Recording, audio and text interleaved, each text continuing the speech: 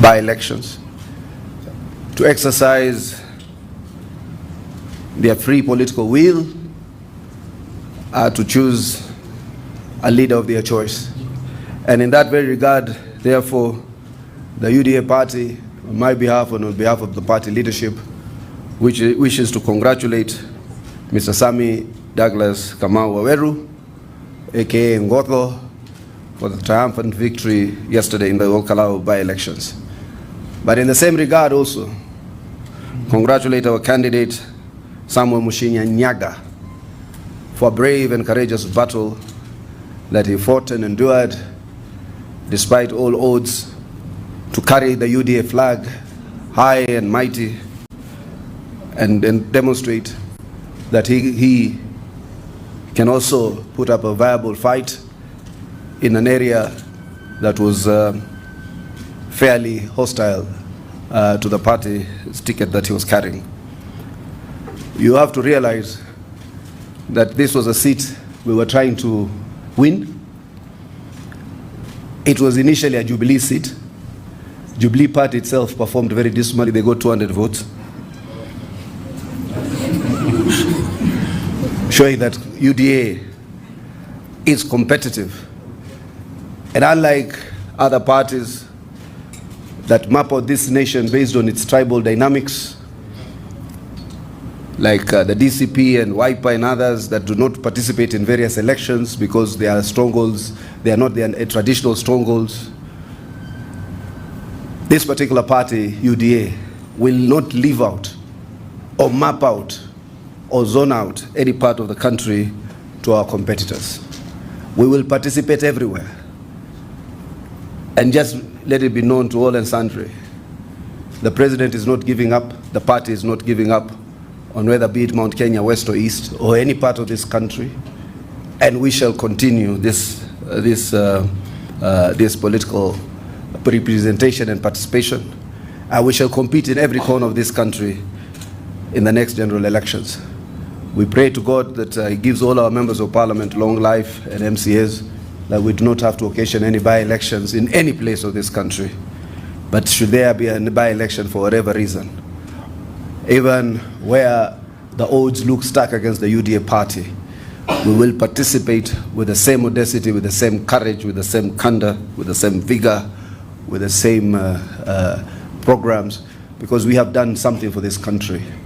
We were selling development while others were selling emotions. But we will continue to sell the performance of this government in all parts of the country. I also want to thank all our supporters, campaign managers, the leaders who are there. We thank you most heartedly for that gallant fight. All of you demonstrated extraordinary resilience, zeal, and commitment. Leaders led by Majority Leader Kimani Ichung'wah, friends of the party, Dennis Itumbi, former Cabinet Secretary Moses Kuria, and others. Yours was an exceptionally gallant fight. We are extremely grateful for what you did for this party, to carry it with high pride and ensure that as a national party, we zone out no region, we zone out no part of this country. We will participate in every election. UDA will feed everybody, a candidate in every part of this country in the coming general elections, inshallah. But to my main, one of the main subject matters of this presser today is to congratulate the IEBC. You did a stellar job. You held us all to account. You let the popular will of the people of Kenya prevail. You ignored the title holder of press conferences, the insightful, hateful regarding Gachagua, who constantly has not met a single animal, a single institution, a single human being he dislikes that he has not profiled or spoken against. He is used to creating these tensions to subvert an election and to prepare to subvert an election result. but I can tell him for a fact, the IBC showed candor. The same IBC granted us victories that they rejected in 9 major by-elections that we've had. My first press conference was on Malava, was on Baringo County, and our coalition brothers and sisters, the broad-based in Magarini, Kasipul, and Unguja, won with distinction 100 over 100. The next by-elections in Isiolo and other parts of the country won 100 out of 100 in Banisa. The next by-election in Imura Dikir, 100 out of 100, won with distinction. This one, we did not emerge victorious, but it shows you that there's a shifting architecture of national politics, that former strongholds have become battlegrounds, and former battlegrounds have become the strongest of holds. And therefore, part of that is the reality of politics. But President William Ruto recognizes that the Mount Kenya vote did deliver him the government in 2022. He has gone out of his way to deliver his promise under the plan, and he's going out of his way to continue to deliver to every part of this country, including the region of Mount Kenya. And even in these by-elections, all of you will notice or will acknowledge that we went out of our way to ensure that nobody felt that we harbor any ill will, malice, or withdrawal from any of our constituency of supporters. So as we draw lessons, you have actually realized the hate monger has been exposed, the villain, the person who has no idea of how to lead a nation, let alone a society, who vilifies all state agencies and institutions, who try to vilify the IBC. And I actually usually respond, because the more Rigiji believes you have no big community, the more he attacks you. He attacks these organizations because they are led by minorities like us. Even when I talk about historical injustices, it is a hate speech to others. Yeah, so we are not deterred. We are not cowed. We know that the overall landscape in this country is tilted towards President William Ruto's re-election, 2-term, and we are confident that that will happen. And we are confident that the bases that support and have felt the confidence of this government will, without a doubt, ensure a victorious march to the second term. But also to end by reiterating President William Ruto's remarks that elections is not everything that a nation, it's not a matter of life and death for any nation. Elections are normal political contestations. They happen, they end, and the nation has to move on as one united, indivisible country. The same way in our victories we appeared magnanimous and moved on, we will move on this one, on this loss, and also now prepare for the next election cycle, which is the general elections next year in August. But to caution again, as I end, the systematic attack on security agencies and other institutions of this country by Rigathi Gachagua is callous, shows an insecure leader, a leader preparing the country for a crisis, a leader driven by insecurity, harboring in their own imagination of his own shadows of righteousness, that he thinks everybody is positioned against him, be it the security agencies, be it IBC, be it anyone. Rigiji can call any name. He profiles all communities that do not agree with him. He was profiling the Luo community when they were out of broad-based. Then profiles the Kalenjin community now, and profiles anybody else that he feels obstruct his radar of success. But I can tell you without a doubt, Kenyans are resilient. This party is resilient. We are happy that these elections ended without any major incidents, and therefore commend the security agencies led by Inspector General of Police, Kanja, and also commend my two brothers, Kipchumba Murkomen, who has been at the receiving end of the vitriol of this insecure political demagogue, together with my brother Raymond Omolo. Be resilient, be steadfast, and urge our party membership to move forward and with more resilience and more resoluteness. But also I am very grateful again and again to the gallant warriors of the front lines who participated in the Kalou by-elections with a lot of valor, vigor, and bravery.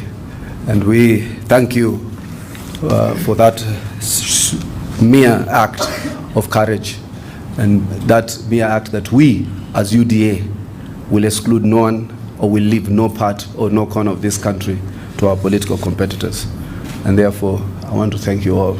I will entertain some questions if there are any. It would be nice to hear what you guys think. Apollo, you're always the first person to question me, and your questions are very nice. Apollo GP47. UDA invested in this by-election. Why do you think you lost? And what next for the president in Mount Kenya, given the shifting political direction? UDA invested heavily because an election is a heavy investment. UDA invested heavily because we wanted to demonstrate that we do not exclude anyone. UDA invested heavily because the president acknowledges Mount Kenya. West and East supported him immensely in his bid for presidency. UDA invested heavily because I think that's what governments do in election cycles. The UDA has not only invested with that respect to the political investment demonstrated in Kalou and Nyandarua generally. In reciprocity, the president has assigned over 9-10 cabinet secretaries to the region. The bulk of the permanent secretaries from this region, in this government, are from the region called Mount Kenya. About 17 or 18 of the 51. The bulk of chairs of state corporations are from Mount Kenya. The bulk of CEOs in this government are from Mount Kenya. The president has a mandate and a responsibility to reciprocate those who showed him favor. But if by the time they get to 2027, they decide to move out of government, that will be unfortunate. The architecture of the government will then change fundamentally based on the broad-based partnership. That is the nature of politics. But as at the moment, no part of this country will be left out. Even as we win next election, no part will ever be left out. We do not say that we are competing for power to oppress anyone or to take away from anyone or to put to a second fiddle any part of this country. This government has decided that its policy is inclusivity. It shall move on with inclusivity notwithstanding. The president has made it clear, even as we are preparing for 2027, we do not serve only those who vote for us. We serve all Kenyans fairly under the solemn oath of office to govern with fairness, equity, and justice to all. So therefore, that will not change. But I think that investment was reasonable. It is within capacity of this party to invest reasonably. And we will continue to invest heavily anywhere, during elections and after, out of elections. We have invested very heavily in other areas that were hitherto left out of the prism of development. Roads, infrastructure, bridges, energy projects, water projects are reaching parts of this country that never have since 1963. It is the nature of our government to show inclusivity, to invest in every part of this country. But I do agree that investment was demonstrable, and but the people of Kalou have spoken, and we respect their free will to choose the leader that they so desire, and we will expect their free will to also choose the path of their politics. Yes, we'll take two more, and then we will end there. Thank you so much. My name is Mwangi Maina. I work for Imaro TV. Honestly, a time like this, 5 years ago, UDA was celebrating its first win. You got your first MP in a by-election in Kiamba, a heavily contested by-election. It was a close shot, not like what we have seen in Kalou. Do you think that the party that you lead has deviated from what you promised the people, and that is the reason why the people have moved on? If all Kalou is the people, then probably.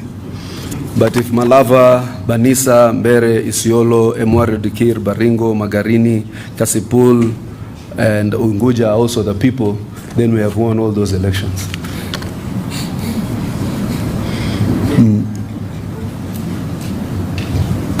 Yes, I saw you are trying to, no, you are just feeling cold. My name is Chris from Kenya. My question is, natafuta answer ama natafuta fitina ya Gideon? Alisema whitewashed. Sisi whitewashed Gideon na elections zote. Endelea lakini. Wajua, you know the problem is most of you are professional media houses. KTN Standard Group is just a quack organization, but endelea. So you must deal with quacks as quacks. But you might be a professional. Endelea.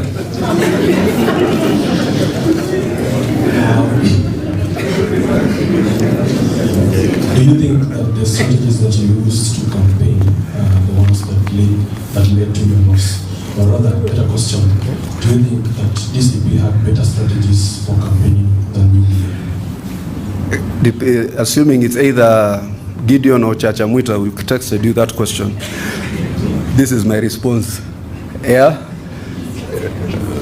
Wambie, the strategies are strategies we've conventionally used in all elections, but the people can sometimes decide differently. In Waridikir, we hardly campaigned, it came home. We hardly campaigned in Banisa, it came home.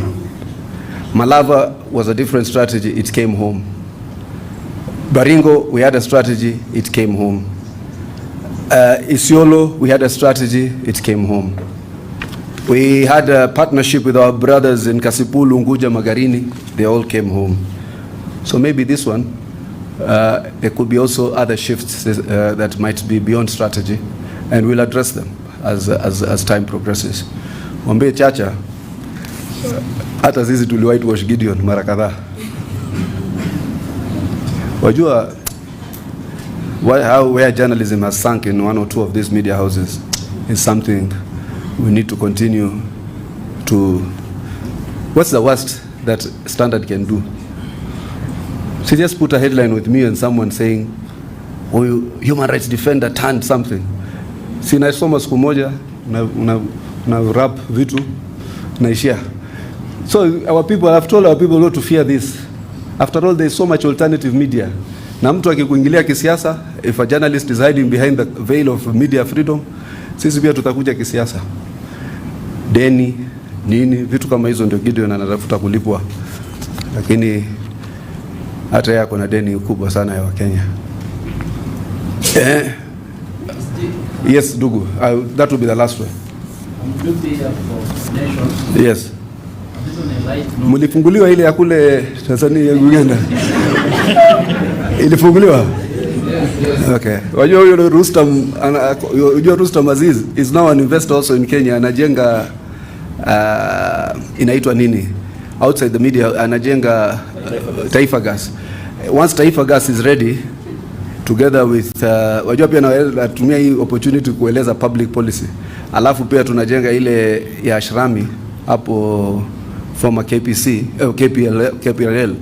It is likely now we'll have a gas G2G. Na tutakuwa na OTS system, gas might go lower. But he also has a media house ambayo unawakilisha. Thank you. This is a lighter note. I know you have seen some images also circulating online. There are some people are saying that you intend to go back and get back the gases and the mattresses and get No, that's a good question. Unaona? Huyu alichukua yetu moja. you can keep it. Lakini hizo gas kwani kuna mtu niliona mbunge mmoja aliandika zirudishwe. Mimi nawaambia zikae huko. Nataka kuashua hazitoripuka. ziko sawa sawa. On a lighter note, I think it's part of what people do in elections. Election also, hata nyinyi hapa watu ya media, wengine wenu sahii ni consultants. Election presents different of opportunities for different people. Kuna wengine watakuja, mimi naitwa organic voter. Mimi ni organic, najitokeza, napiga kura because nimepatiwa nafasi na watu wetu wengi wamepata fursa, na nimeona barabara, nimeona special economic zone, nimeona affordable housing, nimeona SHA, nimefikiwa na maendeleo. Kuna mwingine, are you aware in this country there are people, watu wa kwetu wengine wanasema ukienda kuambia sasa time ya kuvota, kuambia mheshimiwa sijaamka. Najua manake maanisha nini hajaamka? Muamshe. So hiyo kila mahali inatokea. Iko hapa na pale. It's a very, hata nyinyi sahi, I'm telling you, mnaniangalia hivi na macho kavu, lakini some of you are consultants. Mnasaidia mtu kwa media strategy, communication strategy, mnamfanyia in addition to ile kitu unapata kwa nation ama wengine, unapatiwa ka 100k ya consultancy. In fact, hii watu wa standard kwa vile amulipwe, tafuteni hiyo consultancy. So, unaweza pata consultancy. Mpate kitu kidogo baada ya time. Mimi nikivuka huko mkinisaidia, naweza nikakufanya media consultancy. Mnaona wenzenu wengine wamefanywa, kuna watu kutoka media house wamekuwa mawaziri. Si kuna wengine mmeingia katika ma state department. Mko sasa ni ma head of communication. Mimi nafika mahali naona former journalist ananifuata na kasimu, kumbe anachukua content ya mimi kuingia kwa hiyo ofisi kama Al Capone papa, alafu namuona jioni ananiletea ka video. Namwambia ulikuwa editor, sasa umeniletea video yangu, nimepanda mangazi, nimefanywa manini marangi imenitokeza, nimefika kumbe ni kitu kanawekwa Twitter. Kama leo nilifika hapo. So there are, by the way, there are various opportunities. Most of you look very young. You have to continue to evolve with creativity. So na hakuna shida, as long as it doesn't affect your objectivity, unaweza kutusaidia, because some of you have skills that are and talents that are for all. So hiyo gas ibakie, hizo mattresses ibakie huko, hizo ni kila kitu na tutamaliza zile projects zilianzishwa na zile ambazo zilikuwa zimeanza kabla hapo, kama za railway nini zitaendelea kufanya. Hatuna uhasama na mtu. Those are Kenyans like every Kenyan. Ilikuwa wamefikiwa na election and we did what we needed to do within an election cycle. Asanteni sana. Just have one question. Yesterday on Kalou, we saw an attack on the media, and we saw some cameras were confiscated and some journalists were injured. And now in the recent past, you have continued to attack the media. You are very precise, especially with the standard media group. Do you think these attacks that you people, the politicians, are continue exacting on the media? Was it standard yesterday? Yesterday it was Nation. Okay. And Nation is unfortunate. Because of Radio Africa. But these attacks on the media, do you think they will reach a place where journalists are being attacked because of the sentiments we are receiving from politicians? Hey, kama ni Nation hapo hiyo sio sisi. Sijui ni nani. So, but the attacks on the media are unfortunate, on a serious note. Nobody should stifle free press. But I am not lost of the fact the opposition of the yesteryear is the government of today. And life is dynamic. Wakati umepatiwa fursa kama hii, you must also protect rights enshrined in the Constitution. What we have issues with is rogue media. Mtu wako na personal issues zake and he sides under the veil of media independence to settle a personal score.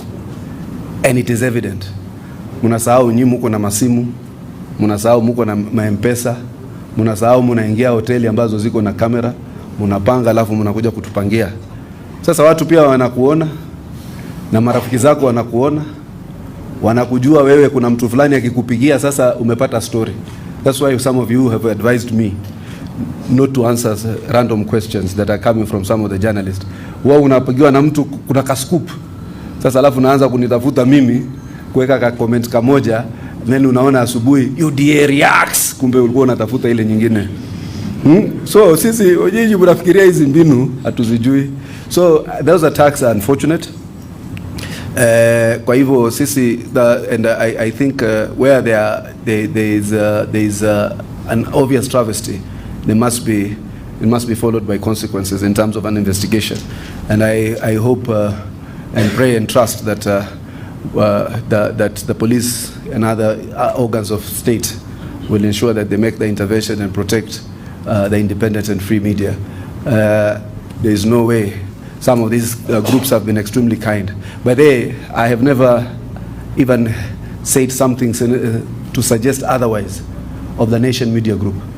They have an objective headline today. Tomorrow they have a headline.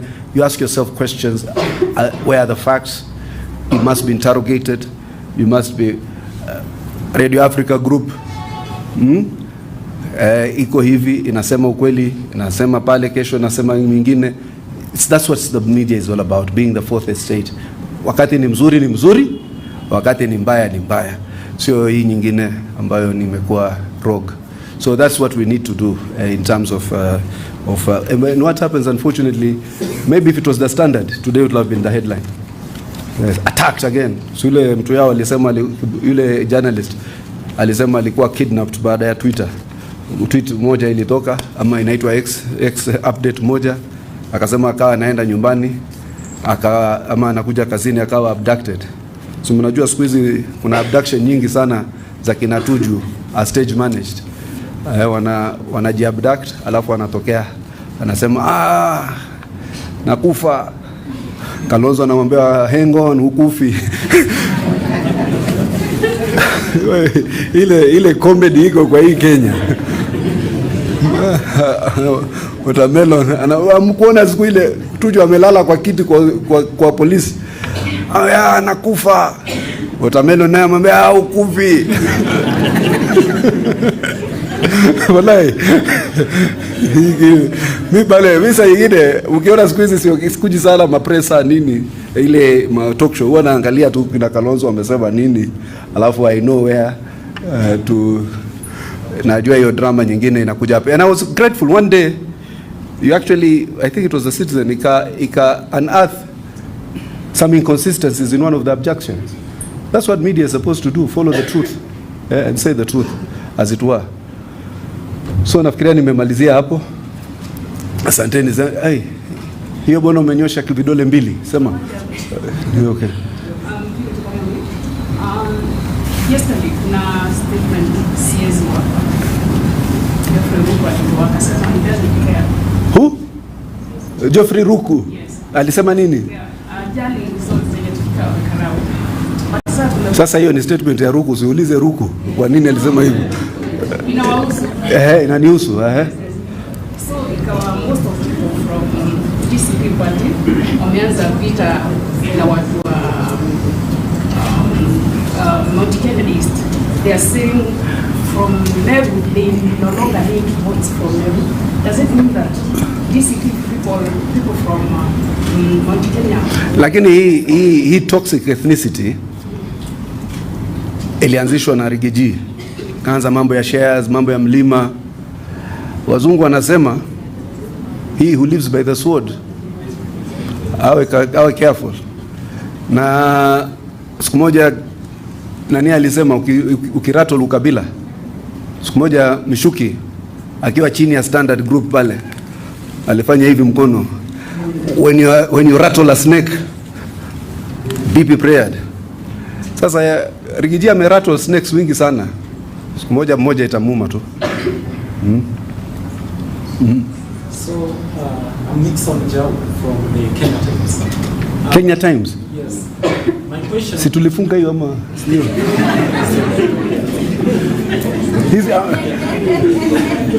Ama hii si ile ya KANU? Oh, ni...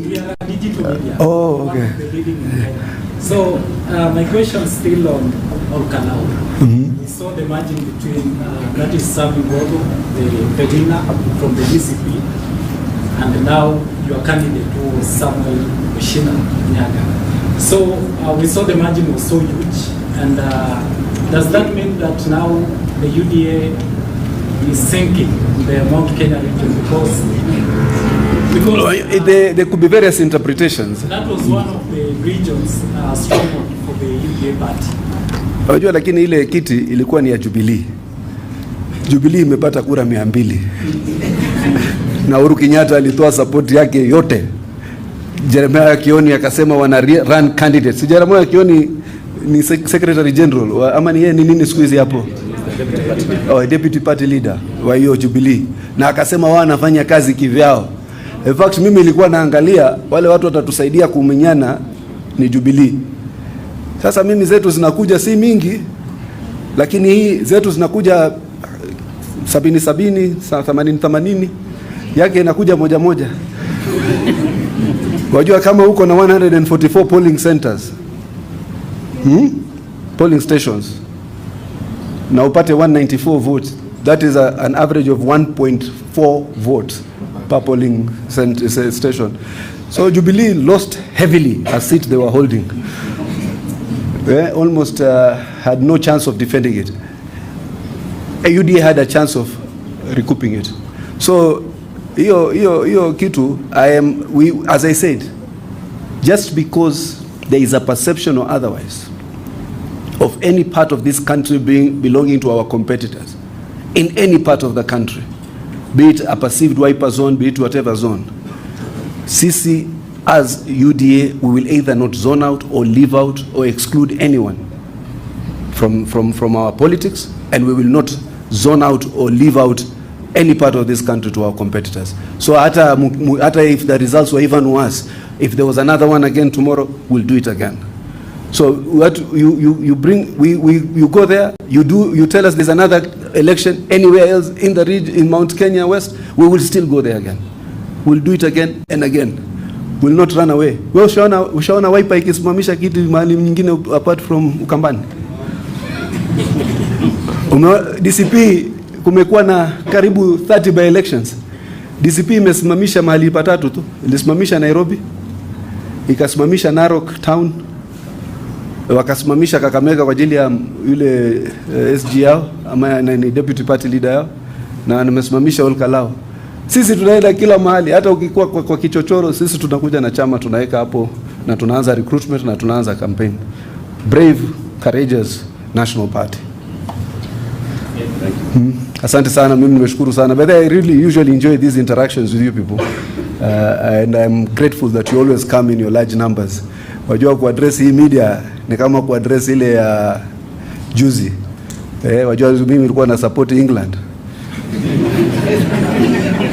Ni kama kuaddress international media baada ya game kama ile. Una support England mkafungwa bao 2 katika dakika 6 za mwisho. Lakini still you live to fight another day. God bless you.